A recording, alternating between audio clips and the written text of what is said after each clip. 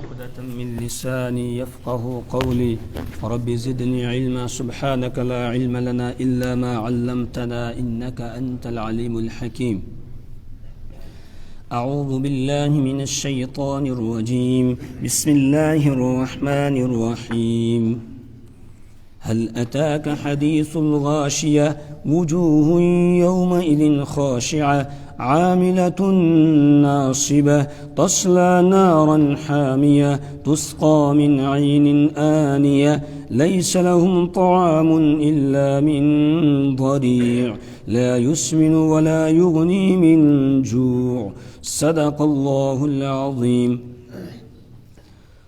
سورة الغاشیہ کا کل ہم نے آغاز کیا تھا اور اس کا ابتدائی حصہ ہم نے پڑھا، جس میں اللہ تبارک و تعالی نے قیامت کی آمد کی خبر دی۔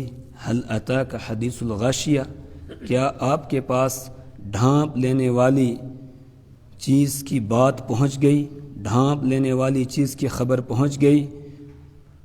جب ڈھانپ لینے والی چیز آئے گی پھر کیا ہوگا؟ اس دن آگے بتایا وجوہ یومئذ خاشعہ، اس دن کی خبر کیا ہے؟ خبر یہ ہے کہ وجوہ یومئذ خاشعہ، وجوہ کچھ چہرے ہوں گے، یومئذ اس دن، خاشعۃ جو جھکے ہوئے ہوں گے، جو ذلیل ہو رہے ہوں گے۔ اور یہ کون سے چہرے ہوں گے؟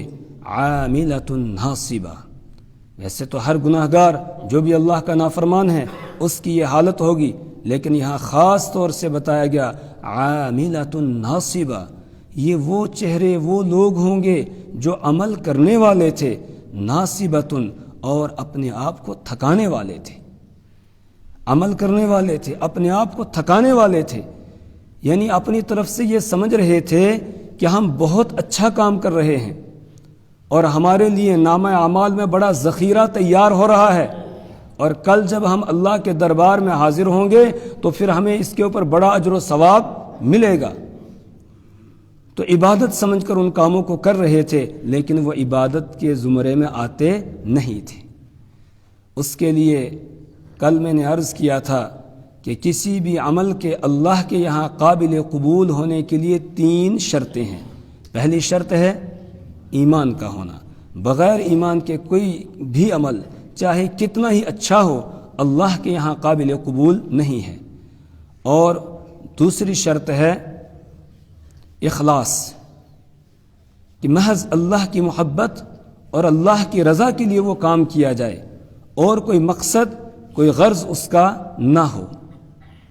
اور تیسری شرط ہے اتباع سنت، کہ رسول اکرم صلی اللہ علیہ وسلم کے طریقے کے مطابق اس کو ادا کیا جائے، آپ کے طریقے کے مطابق اور آپ کے صحابہ کے طریقے کے مطابق جو عمل کیا جائے وہی سنت ہے، اور جو عمل اس طریقے کو چھوڑ کر کسی اور طریقے سے اپنی طرف سے کوئی طریقہ ایجاد کیا ہو اس کے مطابق ادا کیا جائے، چاہے دیکھنے میں وہ کتنا ہی اچھا لگ رہا ہو لیکن اس کے اوپر ذرا بھی کچھ بھی ثواب ملنے والا نہیں ہے۔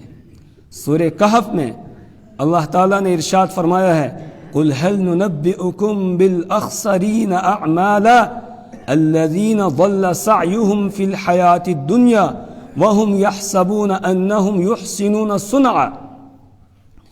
اے نبی صلی اللہ علیہ وسلم، آپ اپنی امت کے سامنے یہ بات بیان فرما دیجئے، هَلْ نُنَبِّئُكُمْ بِالْأَخْسَرِينَ أَعْمَالًا، هَلْ نُنَبِّئُكُمْ، کیا ہم تم کو بتا دیں، بالاخسرین اعمالا، ان لوگوں کے بارے میں کہ جو اعمال کے اعتبار سے نقصان میں ہے، گھاٹے میں ہے۔ بالاخسرین اعمالا، وہ کون لوگ ہیں؟ الذین ضل سعیہم فی الحیات الدنیا، کہ جن کی دنیا میں کی گئی کوشش اور محنت ضائع ہو گئی، اکارت ہو گئی، ان کا عمل کچھ بھی کام نہیں آیا۔ وَهُمْ يَحْسَبُونَ أَنَّهُمْ يُحْسِنُونَ صُنْعًا، وَهُمْ يَحْسَبُونَ، وہ خیال کر رہے تھے، وہ سمجھ رہے تھے، أَنَّهُمْ يُحْسِنُونَ صُنْعًا، کہ وہ بہت ہی اچھا کام کر رہے ہیں، اپنی طرف سے یہ سمجھ رہے تھے ہم بہت اچھا کام کر رہے ہیں اور ہمیں بڑا اجر و ثواب اس پر ملے گا، لیکن جب وہاں پہنچے تو کچھ بھی ہاتھ نہیں آیا، وہ سب ضائع ہو گیا۔ کیوں؟ اس لیے کہ ان کی محنت کا رخ سیدھا نہیں تھا، الٹا تھا۔ وہ محنت تو کر رہے تھے، وہ اعمال تو کر رہے تھے، لیکن اتباع سنت نہیں، رسول پاک صلی اللہ علیہ وسلم کے طریقے کے مطابق وہ عمل ادا نہیں کیا جا رہا تھا۔ مسلم شریف میں روایت ہے، حضرت جابر رضی اللہ تعالیٰ عنہ بیان فرماتے ہیں کہ اللہ کے رسول صلی اللہ علیہ وسلم اذا كان النبی صلی اللہ علیہ وسلم خطب، جب رسول پاک صلی اللہ علیہ وسلم خطبہ ارشاد فرماتے، تقریر کرتے، واعظ کرتے، تو احمرت عیناہ، آپ کی آنکھیں سرخ ہو جاتی تھی، وعلا صوتہ، آپ کی آواز بلند ہو جاتی تھی، واشتد غضبہ، اور آپ کا جوش زیادہ ہو جاتا تھا۔ اس طرح آپ بیان فرمایا کرتے تھے، تقریر کرتے تھے۔ کیوں؟ اس لیے کہ آپ چاہتے تھے کسی طریقے سے یہ بات لوگوں کے دلوں میں اتر جائے، تو اس لیے دل سے بات کہتے تھے، زور لگا کر کہتے تھے۔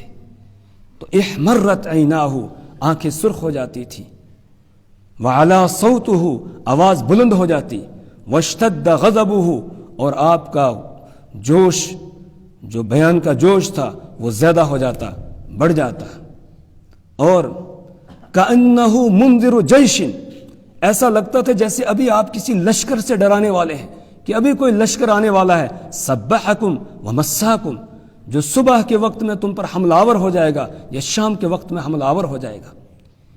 اس طریقے سے آپ ڈراتے تھے جیسے ابھی کوئی لشکر آنے والا اور حملہ آور ہونے والا ہے، اس طرح لگتا تھا۔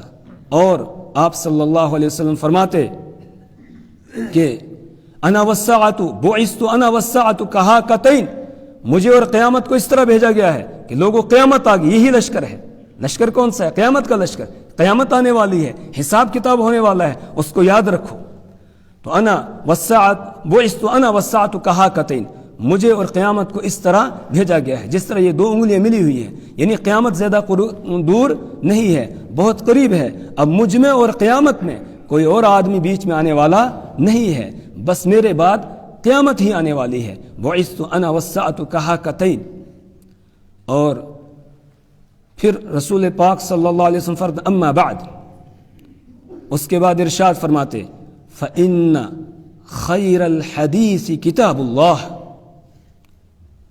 کہ یقیناً سب سے بہترین بات اللہ کی کتاب ہے، اللہ کا قرآن ہے، اس سے بڑھ کر کوئی کتاب اچھی نہیں ہو سکتی ہے۔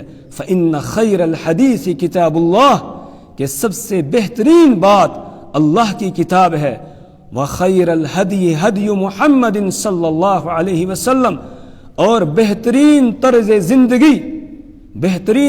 زندگی وہ محمد عربی صلی اللہ علیہ وسلم کا طرز زندگی ہے۔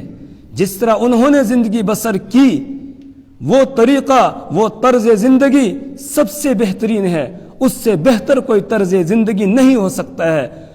جو تہذیب و تمدن رسول اکرم صلی اللہ علیہ وسلم نے امت کو دیا ہے، اس سے بہترین تہذیب و تمدن کوئی نہیں ہو سکتا ہے۔ قرآن نے کہا لقد کان لکم فی رسول اللہ اسوۃ حسنہ، تمہارے لیے، لقد کان لکم، یقیناً تمہارے لیے، فی رسول اللہ، رسول اکرم صلی اللہ علیہ وسلم کے حیات طیبہ میں، اسوۃ حسنہ، بہترین طریقہ ہے۔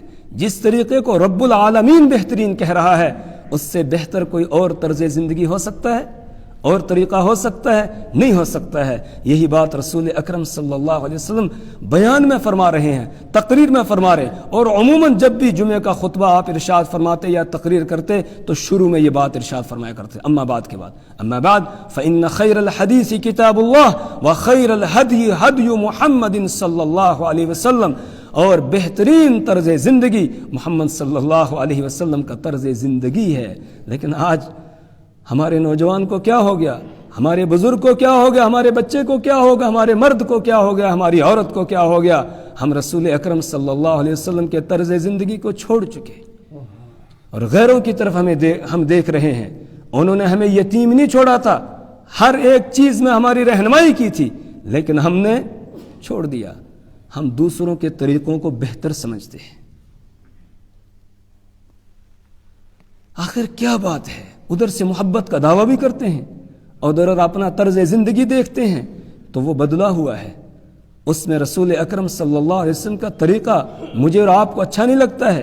کھانے کے طریقے ہمارے اور غیروں کے، پہننے کے طریقے غیروں کے، سونے کے طریقے غیروں کے، جاگنے کے طریقے غیروں کے، چلنے کے طریقے غیروں کے، آپس میں معاملات کرنے کے طریقے غیروں کے، سب غیروں کے طریقے ہم نے اختیار کر رکھے ہیں اور کہتے ہیں ہم پکے مسلمان ہیں، ہم سچے عاشق رسول ہیں، لیکن طرز زندگی کوئی اور اختیار کر رہے ہیں۔ آخر کیا وجہ ہے؟ ہمیں کیوں رسول پاک صلی اللہ علیہ وسلم کی شکل و صورت اچھی نہیں لگتی ہے؟ وہ میرے نوجوان، تجھے کیا ہو گیا؟ تجھے اپنے نبی کی شکل اچھی نہیں لگتی ہے؟ تجھے اپنے نبی کا لباس اچھا نہیں لگتا؟ تجھے اپنے نبی کا چال چلن اچھا نہیں لگتا ہے؟ تجھے اپنے نبی کا طریقہ، طعام کھانا کھانے کا طریقہ وہ اچھا نہیں لگتا ہے؟ تو غیروں کی طرح چلنے لگ گیا، غیروں کی طرح پہننے لگ گیا، غیروں کی طرح کھانے پینے لگ گیا۔ انہوں نے، میرے استاد محترم فرماتے تھے، انہوں نے ڈھیلی کی، ہم نے ڈھیلی کر دی، انہوں نے ٹائٹ کی، ہم نے ٹائٹ کر دی۔ فرماتے تھے انہوں نے جو وہ بیگی پہنی تو ہم نے بھی بالکل وہ جا رہی ہے کہاں تک، وہ پیروں کے نیچے جھاڑو لگاتے ہوئے، اور انہوں نے ٹائٹ پہننا شروع کیا تو ہم نے بھی ٹائٹ، اور انہوں نے اوپر چڑھا لیا، ہم نے بھی اوپر چڑھا لیا، انہوں نے نیچے گرا دیا، ہم نے بھی نیچے گرا دیا۔ ہے یا نہیں؟ میں غلط تو نہیں کہہ رہا ہوں، صحیح کہہ رہا ہوں کہ نہیں؟ یا دماغ کو کچھ ہو گیا؟ مجھے نہیں ہوا ہے نا؟ بالکل یہی بات ہے۔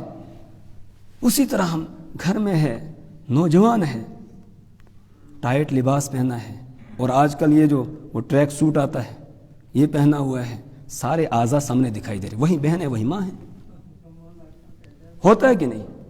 اسی طرح ہے نا، یہی ہے، دھیان ہی نہیں دے رہے اس طرف۔ یہ دین جو اللہ نے ہم کو دیا یہ حیا والا دین ہے، یہ حیا والا دین ہے۔ اللہ کے رسول صلی اللہ علیہ وسلم نے فرمایا دین کے 70 سے کچھ زائد شعبے ہیں، افضلها قول لا الہ الا اللہ وادناها اماطۃ الاذى عن الطریق والحیاء شعبۃ من الایمان۔ ایمان کے 70 سے کچھ زائد شعبے ہیں، سب سے بہتر اور افضل اور اعلیٰ شعبہ ہے قولها لا الہ الا اللہ، اور وادناها اماطۃ الاذى عن الطریق، اور ادنا شعبہ ہے راستے سے تکلیف دہ چیز کو ہٹا دینا۔ یہ راستے سے تکلیف دہ چیز کو ہٹانا یہ بھی ایک ایمانی عمل ہے، ایمانی کام ہے۔ ہم ڈالتے ہیں، چل رہے ہیں، چلتے چلتے کھا رہے ہیں جانور کی طرح، وہیں کیلے کا چھلکا پھینک دیا، کسی بیچارے کا پاؤں پھسلا نیچے گرا، کسی کی بازو ٹوٹی، کسی کا کچھ اور ٹوٹا۔ اگر اس طرح کیلے کا چھلکا ہم نے ڈالا اور کوئی گر کے اس کو چوٹ لگی اور وہ مر گیا تو ہم قاتل ہیں، قاتل، ہم نے اس کو قتل کر دیا ہے، جرم کیا ہے ہم نے۔ اس لیے تکلیف دہ چیز کو راستے میں ڈالنا نہیں چاہیے، راستے سے اٹھانا چاہیے، یہ ہے ایمانی عمل، لیکن ہم ڈالتے ہیں، الٹا کر رہے ہیں۔ پھر آپ نے فرمایا والحیاء شعبۃ من الایمان، اور حیا یہ ایمان کا ایک خاص شعبہ ہے، مخصوص شعبہ ہے حیا، لیکن آج ہماری حیا غائب ہے، حیا ہماری چلی گئی ہے۔ اس لیے حیا کو اختیار کرنا ہے، ہمیں لباس میں، طرز زندگی میں، طور طریقے میں رسول اکرم صلی اللہ علیہ وسلم کو مد نظر رکھنا ہے۔ اس لیے اگر ہم کپڑا پہنے ہوئے ہیں تو کرتا اوپر سے ہونا چاہیے کہ جو ہمارے اعضاء کو چھپا لیتا ہے، ورنہ خالی شلوار بھی پہنی ہوئی ہے تو اس میں بھی اعضاء ظاہر ہوتے ہیں، اور لباس کا مقصد فوت ہے۔ لباس کا مقصد کیا ہے؟ یا بنی آدم قد انزلنا علیکم لباسا یواری سوآتکم وریشا، یا بنی آدم قد انزلنا علیکم لباسا یواری سوآتکم وریشا، اے انسان، یا بنی آدم، آدم کی اولاد، صرف مسلمان نہیں، سب کو خطاب ہے۔ یا بنی آدم قد انزلنا علیکم لباسا، ہم نے یہ لباس تمہارے لیے اتارا ہے، قد انزلنا علیکم لباسا یواری سوآتکم، یہ تمہارے ستر کی جگہ کو چھپاتا ہے، یہ لباس تمہاری ستر کی جگہ کو چھپاتا ہے۔ تو مقصد کیا ہوا؟ ستر کو چھپانا۔ اب آپ انصاف کے ساتھ بتائیں، جب ٹائٹ لباس ہم نے پہنا ہوا ہوگا جس سے بالکل اعضاء سامنے دکھائی دے رہے ہیں، تو لباس کا مقصد حاصل ہوا؟ لباس کا مقصد حاصل نہیں ہو رہا ہے۔ اور بہت سارے میرے نوجوان بھائی مسجد میں بھی آتے ہیں، نماز بھی پڑھتے ہیں اور بہت اچھی نماز پڑھتے ہیں، اللہ ان کی نماز میں اور اضافہ کرے، اللہ اور حسن عطا کرے ان کی نماز میں، لیکن لباس وہی پہنا ہوا ہے۔ جب سجدے میں گئے پینٹ پیچھے سے نیچے اتر گئی اور بنیان آگے چلی آئی تو اس کے بعد پیچھے سے سطر کا حصہ کھل گیا، اور جب سطر کا حصہ کھل گیا تو نماز ہوئی ہی نہیں۔ محنت کر رہے ہیں لیکن ملے گا کچھ بھی نہیں۔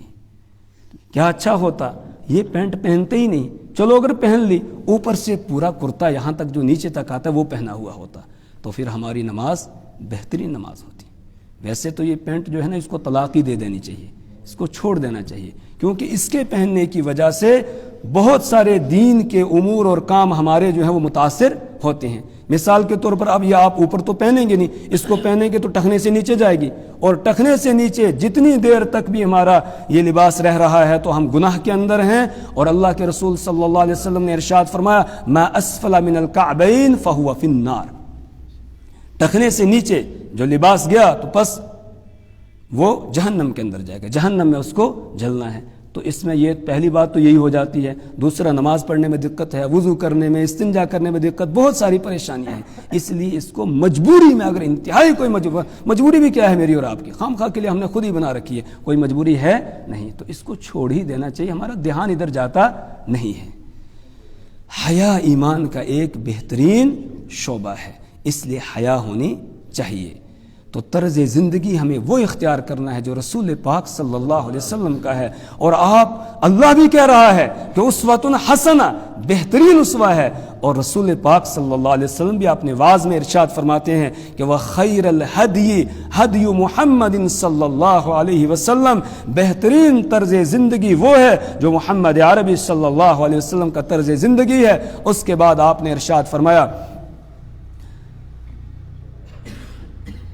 کہ وَشَرَّ الْأُمُورِ مُحْدَثَاتُهَا، وَشَرَّ الْأُمُورِ مُحْدَثَاتُهَا، کاموں میں سب سے بدترین کام وہ ہے، کاموں میں سب سے بدترین کام وہ ہے محدثاتها، جو نئی بات ایجاد کی جائے، جو نیا کام دین میں داخل کیا جائے، جو دین میں پہلے سے نہیں تھا، جو رسول پاک صلی اللہ علیہ وسلم نے نہیں کیا، آپ کے صحابہ نے نہیں کیا، اور میں اور آپ اپنی طرف سے اس کو گھڑ کے دین کے اندر داخل کر لیتے ہیں اور اس کو نیکی کا کام سمجھ کے کرنے لگ جاتے ہیں، بلکہ یہاں تک ہم آگے نکل جاتے ہیں، ہم یہ سمجھتے ہیں جو آدمی یہ کام کرے گا وہی مسلمان ہے، اور جو آدمی یہ کام نہیں کرے گا وہ مسلمان ہی نہیں ہے۔ اس کو کہتے ہیں بدعت۔ کیا کہتے ہیں اس کو؟ بدعت۔ سنت کے مقابلے میں کیا آتی ہے؟ بدعت آتی ہے۔ اس لیے آپ نے فرمایا کہ وَشَرَّ الْأُمُورِ مُحْدَثَاتُهَا، کہ تمام کاموں میں سب سے بدتر کام، تمام کاموں میں سب سے بدتر کام محدثاتها، دین میں نئی باتوں کو ایجاد کرنا ہے۔ پھر فرمایا آپ نے وَكُلَّ بِدْعَةٍ ضَلَالَةٍ، وَكُلَّ بِدْعَةٍ ضَلَالَةٍ، کہ ہر ایک نئی بات جو دین میں داخل کی جائے، شامل کی جائے، ضلالۃ، وہ گمراہی ہے۔ اور ایک دوسری روایت میں ہے وَكُلَّ ضَلَالَةٍ فِي النَّارِ، اور ہر گمراہی آدمی کو جہنم میں لے جانے والی ہے۔ اللہم احفظنا، اللہ تمام بدعات سے ہمیں بچائے۔ آج بہت ساری باتیں، ہر عمل میں، خوشی کا موقع ہو، غمی کا موقع ہو، ہم نے بدعتیں شروع کر دی ہیں، بدعات ایجاد کر دی ہیں، اور جو آدمی وہ کام نہیں کرے گا اس کو ملامت کرتے ہیں۔ ایک مثال آپ کو دیتا ہوں، مثال کے طور پر، اور جب کوئی بدعت آتی ہے سنت چھوٹ جاتی ہے۔ جب بھی کوئی بدعت آئے گی تو اس کے مقابلے میں جو سنت تھی وہ سنت چھوٹ جائے گی۔ مثال کے طور پر بہت سارے ہمارے بھائی اذان پڑھتے ہیں، اذان سے پہلے درود پڑھتے ہیں۔ درود پڑھنا بہت اچھی بات اور بہت ہی پیارا عمل ہے۔ جو آدمی درود نہیں پڑھتا ہے، اللہ کے رسول صلی اللہ علیہ وسلم نے فرمایا وہ بخیل ہے۔ آپ نے ایک مرتبہ صحابہ اکرام سے پوچھا من البخیل، بخیل کون ہے؟ صحابہ نے عرض کیا یا رسول اللہ جو اللہ کے راستے میں خرچ نہ کرے۔ آپ نے فرمایا نہیں، بخیل وہ ہے من ذکرت عنده فلم يصلی علی، کہ جس کے سامنے میرا تذکرہ کیا جائے پھر وہ مجھ پر صلی اللہ علیہ وسلم کہہ کر درود نہ بھیجے۔ پڑھ لیں ایک مرتبہ صلی اللہ علیہ وسلم۔ اسی طریقے سے وہ حدیث رمضان کے حوالے سے آپ نے سنی ہوگی، ذہنوں میں ہوگی، جب آپ منبر پر تشریف لے جا رہے تھے تو اس وقت جبرائیل امین بد دعا کر رہے ہیں اور آپ اس پر آمین کر رہے ہیں. ان بد دعاؤں میں سے ایک بد دعا اس شخص کے لیے ہے کہ باؤد من ذکرت عنده فلم یصلی علیہ من ذکرت عنده فلم یصلی علیک. جبرائیل علیہ السلام کہہ رہے ہیں وہ شخص ہلاک تباہ اور برباد ہو جائے جس کے سامنے آپ کا نام نامی لیا جائے اور وہ آپ پر درود نہ بھیجے. آپ کہتے ہیں آمین. اس پر رسول پاک صلی اللہ علیہ وسلم نے آمین کہا. اس لیے جب بھی پیارے آقا صلی اللہ علیہ وسلم کا نام نامی آئے تو ہمیں درود پڑھنا چاہیے اور درود پڑھنے کا فائدہ خود ہمیں ہے. آپ نے فرمایا من صلی علیہ صلاۃ جو مجھ پر من صلی علیہ صلاۃ جو ایک مرتبہ درود مجھ پر بھیجتا ہے صلی اللہ علیہ عشر اللہ تعالیٰ اس پر 10 رحمتیں نازل فرماتے ہیں اور 10 گناہ اس کے معاف کرتے ہیں اور 10 درجے اللہ تعالیٰ اس کے بڑھا دیتے ہیں. تو درود پڑھنا بہت اچھا کام ہے، لیکن اذان سے پہلے درود پڑھنا یہ رسول پاک صلی اللہ علیہ وسلم نے سکھایا نہیں. کبھی بھی حضرت بلال رضی اللہ تعالی عنہ جو آپ کے مؤذن تھے انہوں نے اذان سے پہلے درود نہیں پڑھا. اسی طریقے سے حضرت ابو محذورہ رضی اللہ تعالیٰ عنہ، حضرت عبداللہ ابن ام مکتوم یہ آپ کے مؤذن ہیں، لیکن کبھی بھی انہوں نے درود اذان سے پہلے نہیں پڑھا. ہاں اذان کے بعد درود پڑھنے کا حکم ہے، اذان کے بعد درود پڑھنے کا حکم ہے، لیکن ہم نے کہاں پڑھنا شروع کر دیا؟ پہلے. پڑھنا تھا کب؟ بعد میں. تو پہلے پڑھیں گے تو وہی عمل کیا ہے؟ بدعت. کیوں؟ اس لیے کہ رسول پاک صلی اللہ علیہ وسلم اس کا حکم نہیں دیا. اور بعد میں پڑھیں گے تو سنت، اور سنت پر عمل کرنے کا ثواب الگ اور درود پڑھنے کا ثواب الگ ملے گا. مسلم شریف کی روایت ہے اللہ کے رسول صلی اللہ علیہ وسلم نے ارشاد فرمایا اذا سمعتم النداء جب تم آذان کی آواز سنو فقولوا مثل ما يقول المؤذن تو تم بھی ویسے ہی کہو جس طرح مؤذن کہہ رہا ہے. مؤذن نے کہا اللہ اکبر تم بھی کہو اللہ اکبر. مؤذن نے کہا اشہد ان لا الہ الا اللہ تم بھی کہو اشہد ان لا الہ الا اللہ. مؤذن نے کہا اشہد ان محمد رسول اللہ تم بھی اس کے جواب میں کہو اشہد ان محمد رسول اللہ صلی اللہ علیہ وسلم. مؤذن نے کہا حی علی الصلاۃ تو تم بھی کہو حی علی الصلاۃ. ایک روایت کے مطابق یہی کہنا ہے اور ایک روایت کے مطابق حی علی الصلاۃ پر کہو لا حول ولا قوت الا باللہ العلی العظیم یہ کہو. مؤذن نے کہا حی علی الفلاح تو تم بھی اس کے جواب میں کہو حی علی الفلاح. مؤذن نے کہا اللہ اکبر تم بھی وہی کہو. مؤذن نے کہا لا الہ الا اللہ تم بھی کہو لا الہ الا اللہ. اس کے بعد آپ نے فرمایا ثم صلوا علیہ جب اذان ختم ہو جائے پھر مجھ پر درود بھیجو اور ثم صلوا لی الوسیلہ پھر میرے لیے تم وسیلے کی درخواست کرو. یعنی وہ جو دعا ہے اذان کے بعد کی اللہم رب هذه الدعوة التامة والصلاة القائمة یہ دعا آخر تک آدمی پڑھے. یہ ہے وسیلے کی درخواست کرنا. کہا پھر وسیلے کی میرے لیے درخواست کرو. تو سنت کیا ہے؟ کب درود پڑھنا ہے؟ بولیں اذان کے بعد.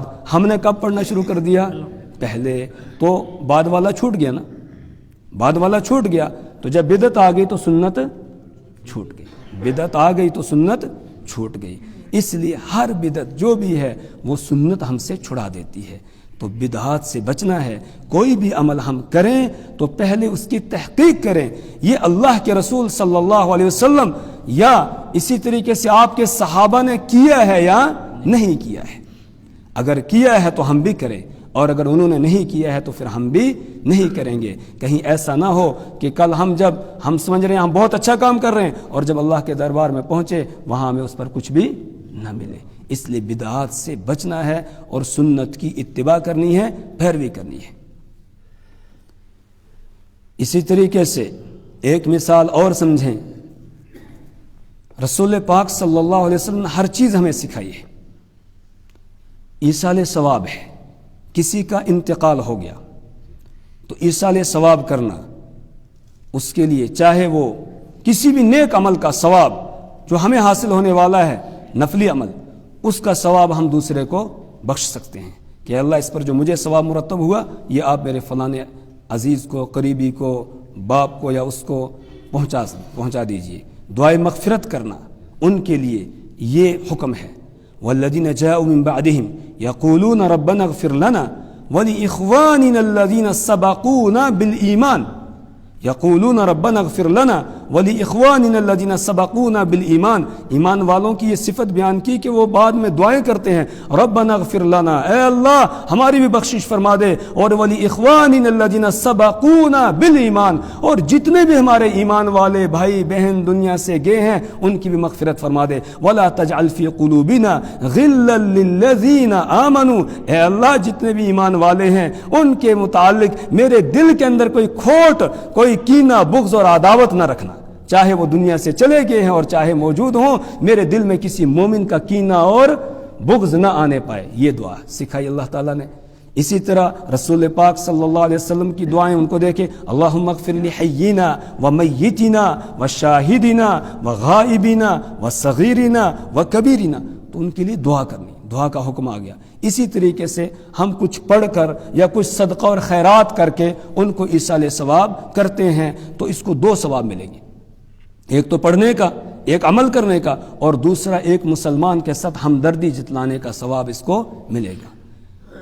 تو ایصال ثواب کرنا بہت اچھا عمل ہے، لیکن ہم نے اس کا جو طریقہ ہے وہ اپنی طرف سے مقرر کر لیا، دن مقرر کر لیے، تیسرا دن، کہیں چوتھا ہے، کہیں 7واں ہے، کہیں 10واں ہے، کہیں 40واں ہے، 40واں دن ہے، یہ دنوں کا مقرر کرنا اور پھر وہ مخصوص طریقہ جو ہمارے یہاں ہے، یہ سب بدعت ہے، اسلام میں ایسا کچھ بھی نہیں ہے۔ ایصال ثواب برحق، ایصال ثواب برحق ہے، وہ کرنا ہے، لیکن طریقہ جو ہم نے اختیار کیا ہے یہ طریقہ ٹھیک نہیں ہے۔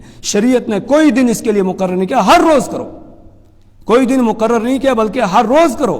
ہر نماز کے بعد آپ سورہ اخلاص 3 مرتبہ پڑھ لیں، اس کے بعد پھر آپ اللہ کے سامنے ہاتھ اٹھائیں، پروردگار جو یہ میں نے سورہ اخلاص پڑھی ہے اس کا ثواب میرے متعلقین جو بھی دنیا سے جا چکے ہیں، پھر تمام ایمان والے مرد و عورت من الانس والجن، انسانوں میں سے جنات میں سے جو بھی دنیا سے گئے، اللہ سب کو اس کا ثواب عطا فرما۔ کتنا بہترین ہے، 5 وقت میں ہم ان کو ایصال ثواب کر رہے ہیں۔ یہ اچھا ہے یا وہ تیسرے دن جو ہے میلہ لگانا، تیسرے دن کا میلہ یا چوتھے دن کا میلہ یا 7ویں یا 10ویں دن کا یا 40ویں دن کا جو میلہ لگاتے ہیں اور آتے ہیں لوگ اور آ کر بڑے ٹھاٹ سے کھاتے ہیں اور جاتے ہیں، وہ ٹھیک ہے۔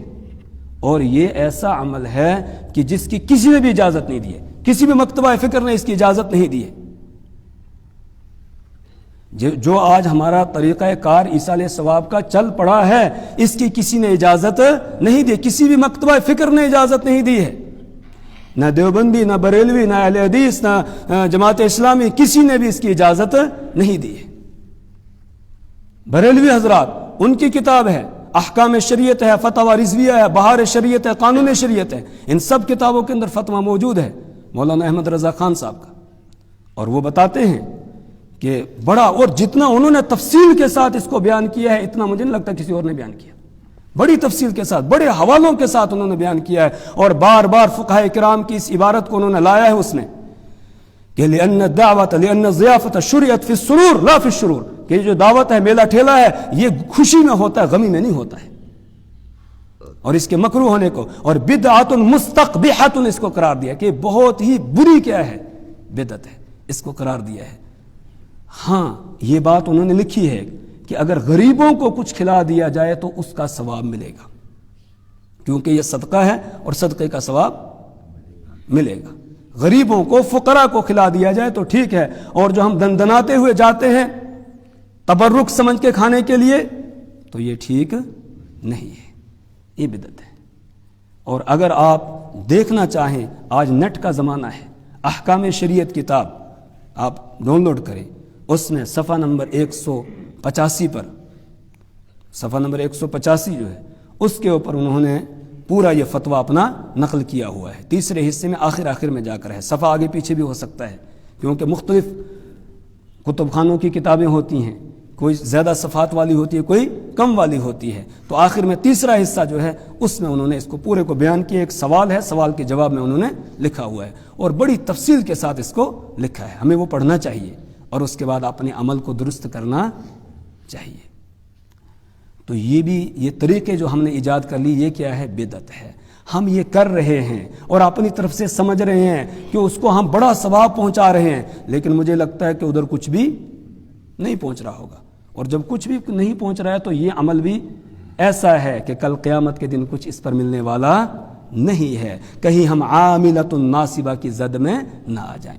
تو جو بھی عمل ہم کر رہے ہیں پہلے دیکھیں یہ شریعت میں ہے یا نہیں، اللہ اور اللہ کے رسول صلی اللہ اور اللہ کے رسول کا حکم ہے یا نہیں، پھر اللہ تعالیٰ اور آپ کے صحابہ کے طرز زندگی میں یہ ملتا ہے ہمیں یا نہیں، اگر ہے پھر ہم اس کو کریں، اگر نہیں ہے تو پھر چھوڑ دیں۔ تو آپ نے ارشاد فرمایا کہ شر الامور محدثاتها، کہ کاموں میں بدترین کام وہ ہے کہ جو نئی بات دین کے اندر ایجاد کی جائے، اور فإن كل بدعة ضلالہ، ہر بدعت نئی بات گمراہی ہے، وكل ضلالة في النار، اور ہر گمراہی جہنم میں لے جانے والی ہے۔